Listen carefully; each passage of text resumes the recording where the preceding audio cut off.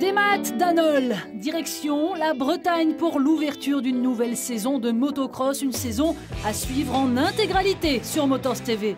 Pour la 16e fois de son histoire, c'est un record, le motoclub de Romagné accueille une manche de championnat de France à un circuit apprécié des pilotes, une terre meuble pour un tracé technique aux multiples trajectoires. Tous se font plaisir en terre bretonne. Et cette année encore, le public a répondu présent comme toujours en Bretagne, et ce dès le samedi. Un changement de formule a rééquilibré le week-end. Championnats régionaux, toutes petites cylindrées ou trophées, avant une journée 100% élite le dimanche avec un nouveau format. Les pilotes MX1 et les pilotes MX2 qui étaient tout mélangés dans une seule catégorie open, maintenant ont une manche séparée et une super finale. Ça va permettre effectivement à des petits jeunes de sortir un petit peu du lot.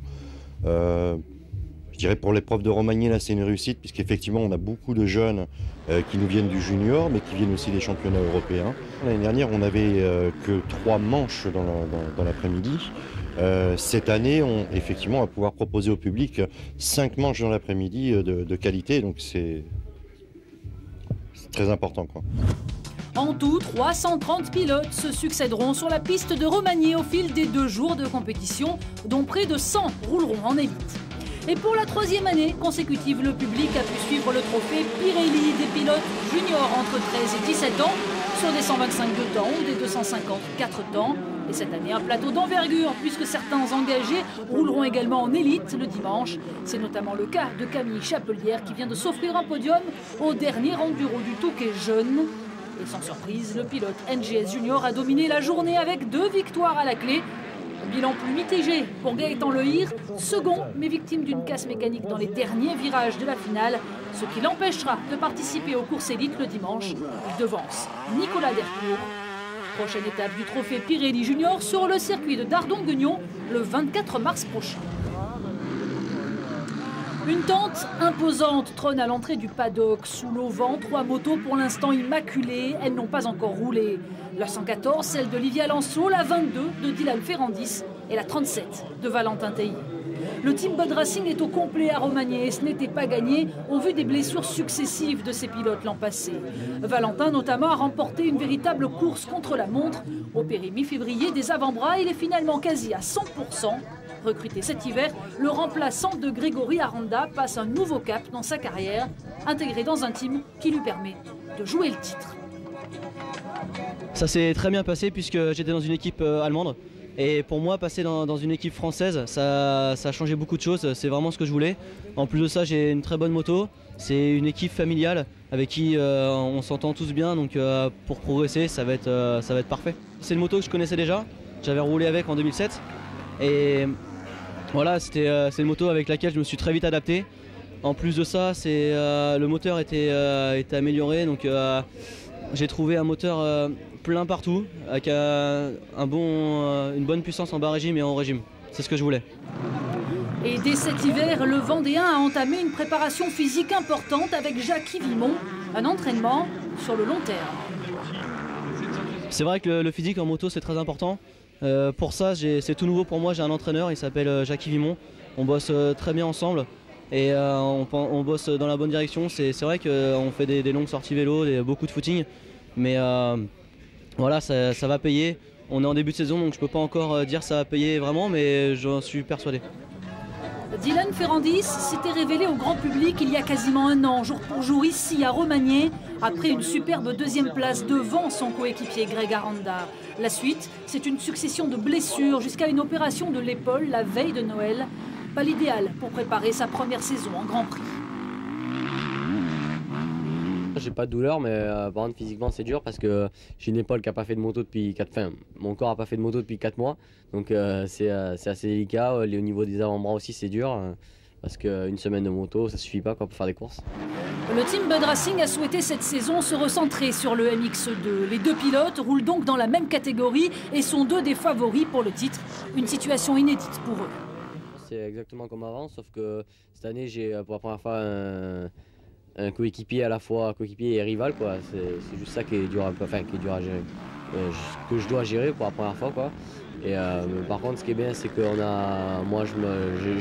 j'ai vraiment beaucoup de liens personnels avec toute l'équipe, que ce soit avec mon mécano ou avec le chef mécano, parce que cette année on a un mécano supplémentaire. Et ça c'est vraiment top, je sens vraiment qu'ils sont là pour moi, et ils font tout ce qu'il faut. Valentin Tellier et Dylan Ferrandis que l'on retrouve fort logiquement aux avant-postes dès la séance d'essais qualifs. Une bagarre entre 4 hommes en fait dans le groupe A pour sa première saison au guidon de la Kawa du team NGS Junior. Maxime Després confirme ses bonnes dispositions. Le jeune bourguignon signe le 4e temps. Seulement 15 jours après avoir roulé pour la première fois avec sa moto de course, le champion de France SX marque déjà son territoire. Mais devant, cela va très vite. Un trio de tête va animer 20 minutes durant la séance. Loïc Larieux, tout nouveau pilote officiel Husqvarna, pointe en tête un long moment avant de céder face aux 2 Kawa Bud Racing. Valentin Tellier tient la pole jusque dans le dernier tour. Dylan Ferrandis s'améliore alors de près d'1 seconde son meilleur temps pour signer le meilleur chrono du week-end en MX2. Dans un groupe B moins relevé, Arnaud Aubin, le frère du champion de France en titre, Nicolas, signe le meilleur temps devant Jordan Lacan. Et un gros coup de chapeau à Livia Lancelot, la championne de France en titre, avait décidé de rouler avec les garçons ce week-end. Et en signant le 40e et dernier temps des essais, elle se qualifie pour la finale élite, une première. Le team NGS, de grands noms du MX français, ont grandi sous cet auvent. Pierre-Alexandre René, les frères Musquin ou Cédric Soubeyras. Voici désormais Maxime Després. Il découvre un nouveau team, une nouvelle moto, une nouvelle façon de travailler. C'est tout nouveau pour moi. J'étais sur Niam l'année dernière, là c'est une Kawa, donc on a fait beaucoup de testing au début.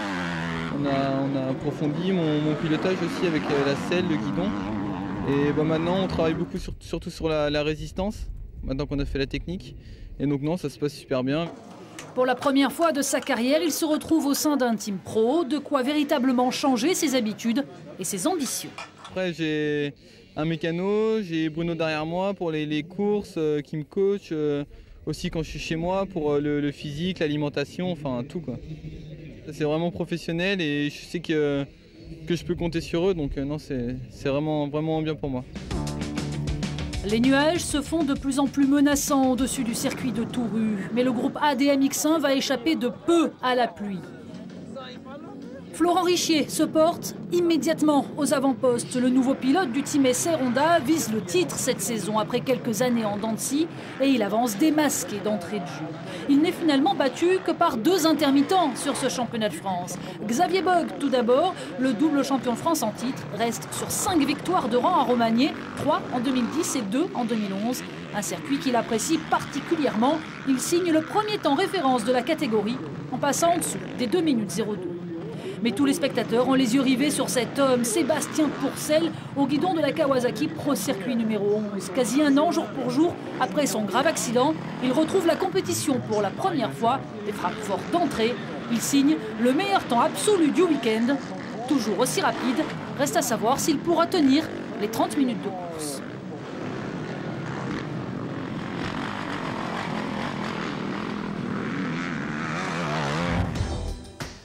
Autre blessé convalescent, le vice-champion de France, Grégory Aranda. Il s'est cassé le pied après une violente chute à l'entraînement. Bilan, 2 mois sans moto et des douleurs toujours vives aujourd'hui. J'ai l'impression de jamais être à mon niveau puisque j'ai tout le temps des petits pépins. Donc voilà, je vais essayer de reprendre tranquillement et d'arriver à 100% en mi-avril là, puisque je suis quand même en manque de roulage, puisque j'ai roulé un petit peu avant Valence, mais à Valence mon pied il a gonflé et j'ai pas pu rouler la semaine d'après, donc j'ai roulé que jeudi là, cette semaine.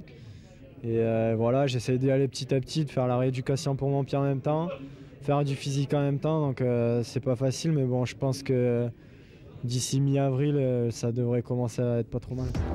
Les blessures, Greg Aranda connaît son année 2011 a été très difficile, les objectifs forcément mis à mal et son contrat n'a pas été renouvelé chez Bud Racing. Désormais pilote du team Yamaha 2B, il est encore en pleine préparation. Moi je sais dans l'état de forme où je suis et je suis vraiment pas à 100% puisque j'arrive pas à serrer la moto et à me mettre sur la pointe du pied, donc voilà, après je sais que ça roule vite devant aussi et voilà, je vais essayer de sauver les meubles un petit peu jusqu'à ce que mon pied soit à 100% et Je sais que voilà, ça va parler, les gens vont dire il est pas à son niveau, machin et tout, il devrait être devant, mais bon, moi je sais que je suis pas à 100%, donc voilà. Jusqu'alors, Greg Aranda n'avait roulé que sur Kawa. Il doit désormais apprendre à connaître la Yamaha. Sa blessure lui a bien sûr fait perdre beaucoup de temps, mais il devrait être fin prêt pour les Grands Prix. Pour l'instant ça va, j'ai fait beaucoup de SX avec, et puis j'avais trouvé un bon compromis. Donc maintenant on rattaque le motocross, j'ai des bases, mais après voilà, j'ai pas eu le temps de faire beaucoup de testing, donc voilà, je pense qu'au fil de la saison on va encore progresser, et puis ça devrait bien se passer. La pluie finit par s'abattre, violente au départ du groupe B. En quelques minutes, la terre est gavée d'eau, les pilotes recouverts de boue. Impossible dès lors de comparer les deux groupes au niveau chrono. Pas forcément la reprise idéale pour Grégory Aranda, et les conditions n'arrangent rien. En serrant les dents, il signe le 3e temps. Il laisse devant lui un rival sérieux pour le titre national, Cédric Soubeyras, le seul représentant du team Honda HDI à Romagné. Le Vauclusien assure l'essentiel et s'adjuge le 2e temps. Difficile effectivement d'aller chercher le grand Gauthier Paulin. Passé cet hiver en 450, le pilote Kawa impressionne son monde avec son pilotage spectaculaire. Il signe d'entrée le meilleur temps et ne sera jamais inquiété.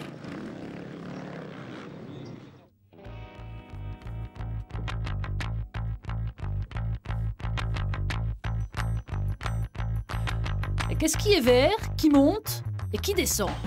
Une Kawasaki à Romagné au guidon, Gauthier Paulin, Xavier Bogue et Seb Pourcel, rien que ça. Et le public breton est privilégié. Paulin et Bogue ne remettront plus les pieds sur le championnat de France. Seb Pourcel, lui, réserve encore sa décision. Le team KRT a donc fait le déplacement au grand complet. Un team désormais 100% français après le départ cet hiver de Jonathan Barragan et l'arrivée de Gauthier Paulin. Le Varois, vainqueur à l'applaudimètre ce week-end pour l'une de ses rares apparitions sur le championnat de France. C'est magnifique, je veux dire, ça me met la chair de poule à chaque fois que je passe, de voir toutes ces personnes. Ce matin, il pleuvait et le public était là devant le haut-vent, et c'est vrai que c'est grâce à eux que je suis là aussi. C'est pour ça qu'il y a un championnat du monde, c'est pour ça qu'il y a des pilotes de haut niveau, et c'est vrai que de me faire acclamer comme ça, tout le monde qui applaudit, tout le monde qui crie, non, c'est extraordinaire. Paulin a surtout pris une nouvelle dimension l'an passé à Saint-Jean-d'Angély lors du MX des Nations. 4e du championnat du monde MX2 l'an passé, il a décidé d'anticiper son passage en MX1. Et le voici avec Steven Frossard, candidat déclaré au titre de champion du monde. Je me sentais bien aussi en MX2, je me faisais vraiment plaisir.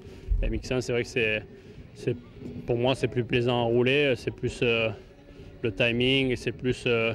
J'approprie plus ce style de pilotage. Et c'est vrai que la machine, surtout la 4,5 KXF, c'est vraiment un régal. Je me sens vraiment bien, j'ai tout. Après, de me faire plaisir, quand je me fais plaisir, j'ai quand même une bonne vitesse. Donc on verra, c'est à la fin du bal qu'on paye les musiciens, on verra à la fin de l'année ce que ça va donner. Xavier Bogue, lui, a dû renoncer la mort dans l'âme à défendre son double titre de champion de France. Kawasaki préfère le faire rouler en Allemagne, un championnat qu'il connaît bien également. Romagné sert donc de préparation aux courses, de préparation pour le mondial. C'est sûr que je suis un peu déçu de ne pas pouvoir défendre mon titre.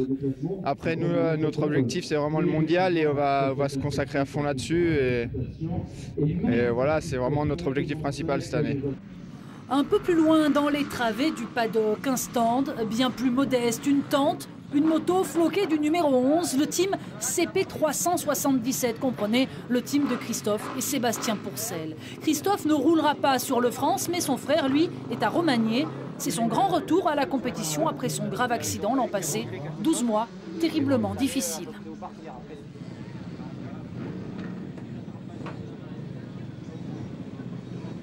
Dans un premier temps, on a peur déjà pour sa santé. On a peur tout court de remonter sur la moto. Après, on reprend confiance. Mon dos, ça allait de mieux en mieux. Donc après, il a fallu se rééduquer. Et puis voilà, pour apprendre à marcher. Parce que bon, avec un corset, ça me tenait. Quand j'avais plus le corset, après, c'est pas évident. Donc voilà, des douleurs aussi. Aujourd'hui, je suis dans un état physique qui est acceptable, mais qui n'est pas encore au top niveau. Donc c'est pour ça qu'on vient ici pour avoir un premier aperçu, s'entraîner derrière. On sait qu'il y a du boulot sur moi, sur la moto, et ça va s'améliorer. Donc c'est pour ça qu'il faut faire une course au moins pour voir, et puis voilà.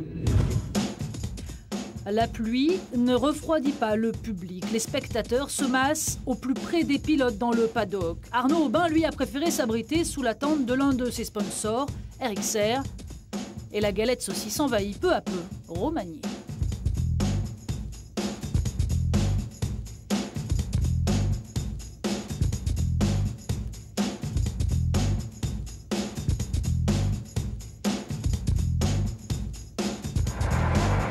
Il pleut depuis plus de 2 heures sans discontinuer lorsque les MX2 se préparent à prendre le départ. Bain de boue pour tous à prévoir. Dans ces conditions, ils le savent, le départ fera 80% du travail. Dylan Ferrandis a signé le meilleur temps, mais sur piste sèche.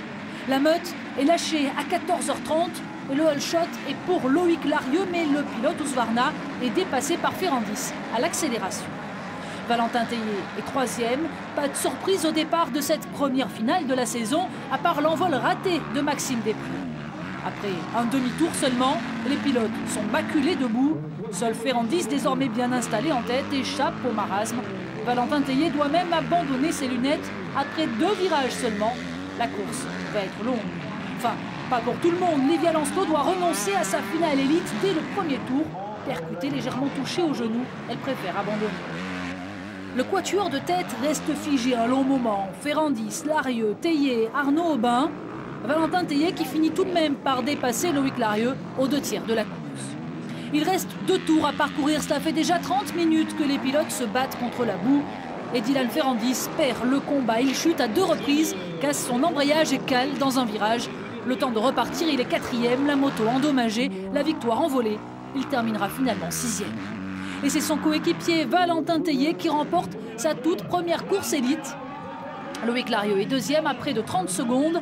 Julien Libert, lui, profite de l'abandon dans l'avant-dernier tour d'Arnaud Aubin pour s'emparer de la 3e place. Je suis vraiment content puisque, comme j'ai dit tout à l'heure au podium, je me suis fait opérer des avant-bras maintenant il y a 8 jours. Et je suis vraiment content puisque je devais pas rouler. Voilà, je suis là, malgré les conditions, je gagne. Et c'est le principal, je suis vraiment content. Je remercie mon mécano Nenes qui a fait du très bon travail et toute mon équipe, Kawasaki, Bonne Racing. Le plateau MX1 est digne d'un grand prix. Gauthier Paulin, Xavier Bogue, Seb Pourcel, Grégory Aranda, Florent Richier, du très haut niveau. La herse s'abaisse et Cédric Soubeyras grille la priorité à tous les cadors du mondial. Whole shot pour le champion d'Europe SX. Il est talonné par Florent Richier et Xavier Bogue, comme souvent auteur d'un très bon départ. Ce n'est pas le cas, en revanche, de Gauthier Paulin, Seb Pourcel ou Grégory Aranda. Tous englués dans le peloton, ils entament une véritable course-poursuite. Xavier Bogue, entre-temps, a dépassé Soubeyras et Florent Richier. Il s'échappe en tête, seul au monde. Sébastien Pourcel, lui, se ferait un passage dans le trafic pour revenir petit à petit, mais il chute et tord son guidon. Il pourra continuer, mais ne peut plus tenir le rythme des leaders. Grégory Aranda, lui aussi, a du mal. Son pied lui fait très mal. Il parvient à limiter la casse. 7e. À mi-course, un pilote finit par sortir du lot. Gauthier Paulin aligne les tours chrono. S'il fait quelques petites erreurs, son pilotage reste spectaculaire et séduisant. Il dépasse 1 à 1 ses adversaires et revient sur Xavier Bogue, gêné par les retardataires et notamment par Seb Pourcel. Dans l'avant-dernier tour, il porte son attaque et dépose littéralement Xavier Bogue. Paulin s'impose devant son coéquipier et Cédric Soubeyras. Chez KRT, l'un sourit et l'autre pas.